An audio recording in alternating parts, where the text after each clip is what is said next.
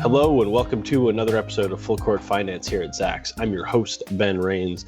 And today we're taking a look at three top-ranked Zacks tech stocks to consider buying as the market starts off the second quarter at new highs and on a high note. But before we get into everything, I want to say remember to subscribe and leave a review wherever you listen to your podcasts. And make sure to check out our new Zacks.com/promo page for a look into some of our services, portfolios, and more.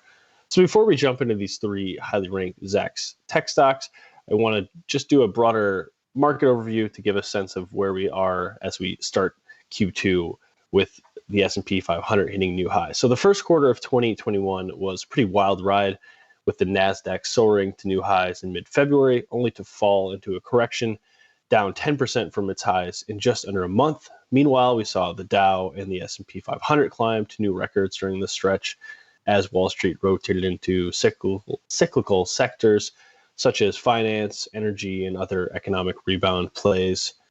The market movement reflects the optimism of the possibility of 6% or higher US GDP growth in 2021 and the hope that people will be able to return to something closer to their normal lives starting in the summer as the coronavirus vaccine is rolled out. The injection of trillions of dollars in the U.S. economy and the Fed's easy money policy has also brought about the return of those inflation worries that led to that flurry of bond selling, which then was a part of the tech sell-off as well.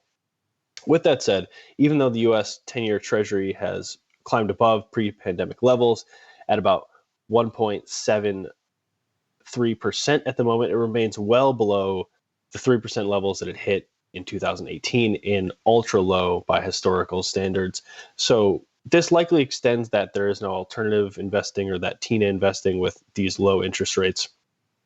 And amid all of this, the earnings picture continues to improve. So all of this could mean that despite some of the recent volatility and worries about inflation, that the market is headed for that bullish outlook for the rest of 2021. And with that said, the first quarter ended on a high note as the Nasdaq had continued to chop around for a bit, but the bulls have bought the dip since March 8th and things have gone up since then. And we also saw the S&P 500 hit new highs on March 31st. And then we saw even more positivity on the first day of April trading with the S&P 500 up about 1.2%, climbing above 4,000 for the first time. We saw the Nasdaq then jump on that first day of April about 1.8%. And those positive trends continued on Monday, with all three major U.S. indexes up over 1.1% through mid-morning trading off of Friday's strong jobs report, but the market was closed on Friday, so this was the first day to react to that. So we saw the benchmark index on track to hit new records on Monday, as well as the Dow.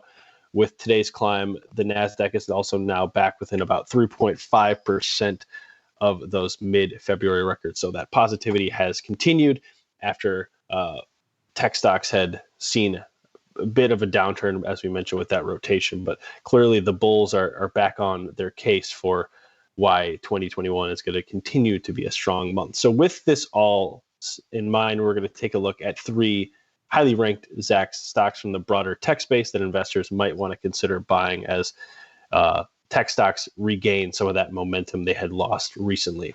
And we're going to start with Pinterest, which trades under the ticker PINS. So PINS.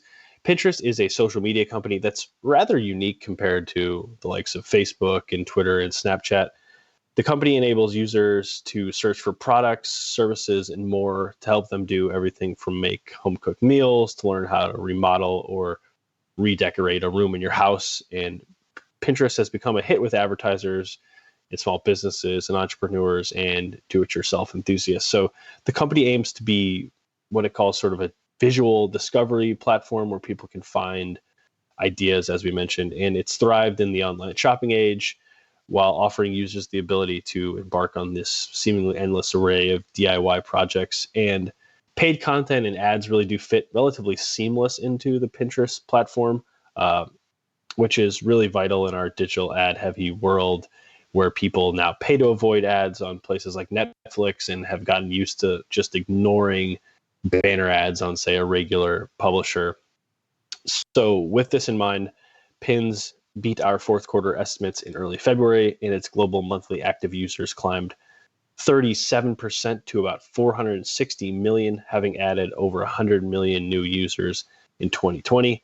And its Q4 sales were up about 75% to help lift its full year 2020 revenue by about 50% to about 1.7 billion. And this came on top of FY 2019's 51% sales growth. So they did 48% in 2020 and 51% in 2019. And looking ahead, our estimates are calling for Pinterest to grow its sales by another 46% in 2021 to about 2.5 billion, and then another 35% in FY 2022. So 4 straight years of really impressive growth. And then at the bottom end, we're calling for its adjusted earnings to climb about 76% this year, and then another 32% in FY 2022. And its strong earnings revision positivity helps it grab a Zacks rank number 2 buy at the moment. Pinterest has also soared about 420% in the last year and about 80% in the last 6 months. This helps it blow away its industry and the tech sector in general. That said, Pins did get caught up in the wave of selling alongside the likes of Tesla and Nvidia and other high flyers, but it has surged over 10% in the last week alone, and at around $79 a share. It's still trading at about 10% discount to its records. And then on the valuation front, it's trading at about 20% discount to its own year-long highs at around 18 times forward 12-month sales. So still some room to grow. And Pins is also really positioned to remain a hit with everyone from, say, a home improvement company to fitness companies, and really anyone who's looking to advertise to people in that market, from, I said, from home cooked meals to ideas for what to wear or where to go on vacation, anything like that. And it's going to continue to grab more digital advertising dollars as traditional media just becomes honestly a thing of the past at this point, and less people are finding those kind of ideas in magazines and stuff like that. And now digital advertising already accounts for more than 50% of total ad spend in the United States. And we also know that they're improving their video capabilities to be a better hit with users and advertisers. And at the moment, 12 of the 19 broker ratings that Zacks has for Pins are strong buys. So it's certainly worth considering as a longer term play within this social media world, that it's offering a relatively unique offering because it's not trying to connect you with family and friends and find celebrities to follow.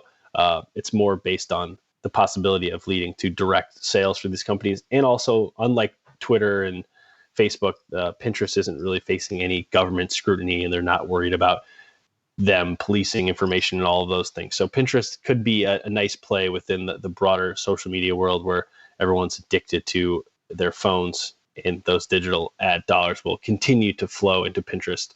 And now we're going to move on to a much bigger and older company, and that is Adobe, which trades under the ticker ADBE. And as we mentioned, it's a far larger and more established company than Pins, and it provides exposure to a vastly different area of tech. The company's subscription-based software, from Photoshop to InDesign, are staples and really standard bearers within the creative and design worlds. And their offerings are really hard to replicate, and many of their users find their services invaluable in a software as a service or that SaaS world. It's pretty full of nearly identical offerings, and its users include everything from big businesses and schools to individual consumers. So it also runs a gambit of vastly wide audience for those creative software offerings. The company also, which created the PDF and went public in the mid-'80s, has expanded its business focus roster into marketing, commerce, and more. And more recently, the company in December completed its acquisition of Workfront, which is the leading work management platform for marketers, and has introduced new creative software offerings for the digital media age, where high quality content is expected from people when they're on their phones. So you can't get away with these low budget ads or low budget digital aspects of anything anymore. So they're pushing into that world as well. With this in mind, Adobe topped our Q1 FY 2021 estimates on March 23rd, and it provided solid guidance as well at the time. So its revenue climbed over 26% to destroy our top line estimate, posting record sales in Creative Cloud, Document Cloud, and Experience Cloud. Meanwhile, its adjusted earnings climbed by nearly 40% to top our bottom line estimates by 13%. So this strong growth for a company of its size and age really highlights its ability to grow during the toughest environment, and just shows that its subscription model is really impressive in that its offerings are, as I've mentioned, very invaluable to its array of customers. So peeking ahead, Adobe's revenue is projected to jump 20% this year and another 15% in FY 2022. These estimates would extend its streak of roughly 15% or higher revenue growth to 8 straight years, which is really impressive, as I said, for a company that went public in the 1980s.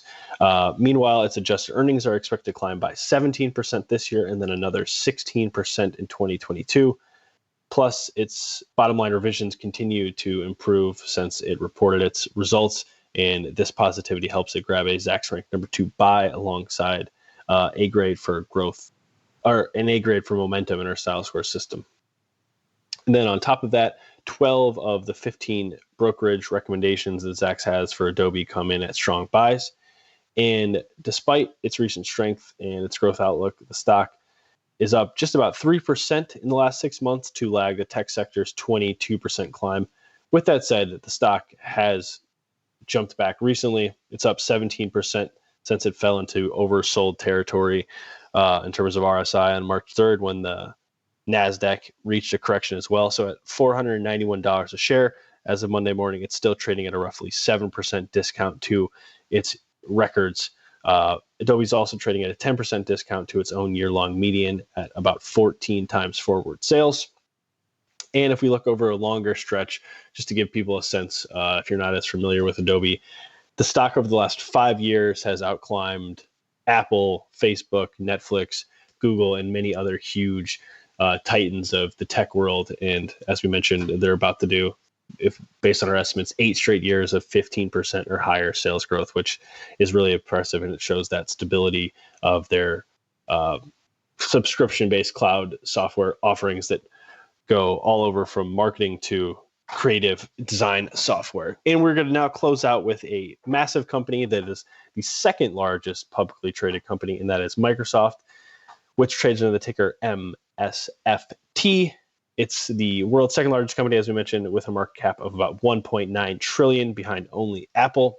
And as we touched on a little bit with Pinterest, the historic tech firm is not currently facing any government scrutiny, which does stand in contrast to the likes of Facebook and Amazon and Google and some of the other big tech players. So Microsoft already had its day in antitrust court about 20 years ago, and hopefully they won't run into any more of those issues going forward. More importantly, though, the company has never been more diversified in terms of its business offerings, and it remains invaluable to businesses and consumers around the world. And a lot of this growth has come recently from their cloud computing boom, and it's likely to continue to drive growth for years. In fact, cloud has now been woven into nearly all of its business segments, from its office unit to its remote work products to its Xbox heavy gaming division.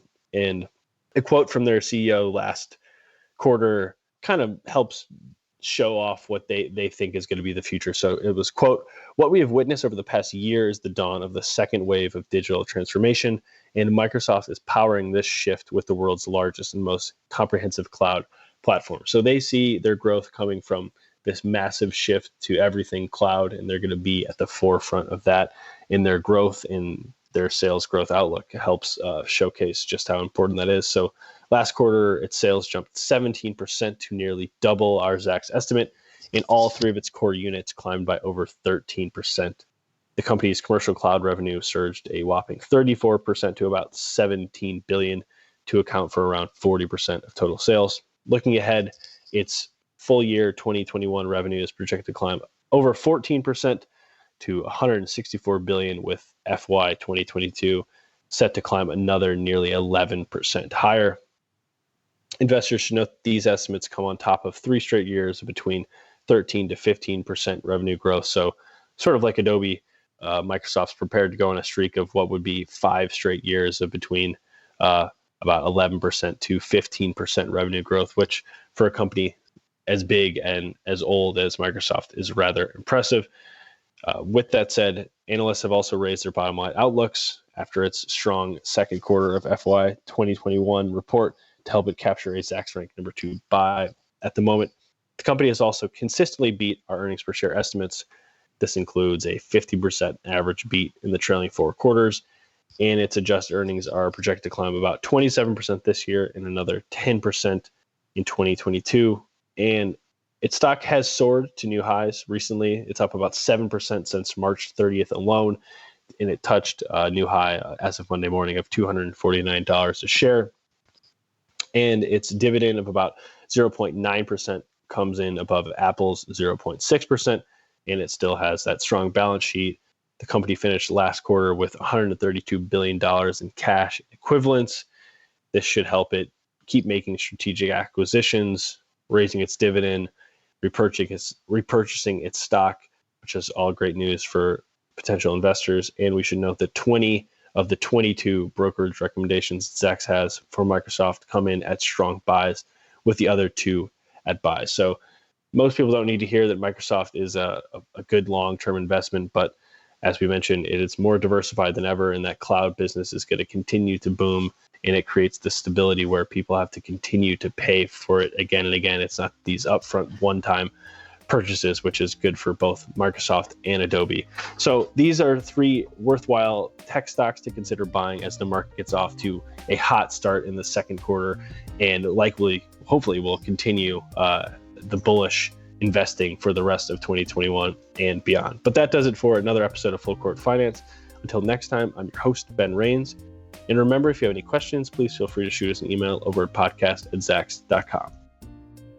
This material is being provided for informational purposes only, and nothing herein constitutes investment, legal, accounting, or tax advice, or a recommendation to buy, sell, or hold a security. Do not act or rely upon the information and advice given in this podcast without seeking the services of competent and professional legal, tax, or accounting counsel. Publication and distribution of this podcast is not intended to create, and the information contained herein does not constitute an attorney-client relationship. No recommendation or advice is being given as to whether any investment or strategy is suitable for a particular investor. It should not be assumed that any investments in securities, companies, sectors, or markets identified and described were or will be profitable. All information is current as of the date herein and is subject to change without notice. Any views or opinions expressed may not reflect those of Zacks Investment Research as a whole.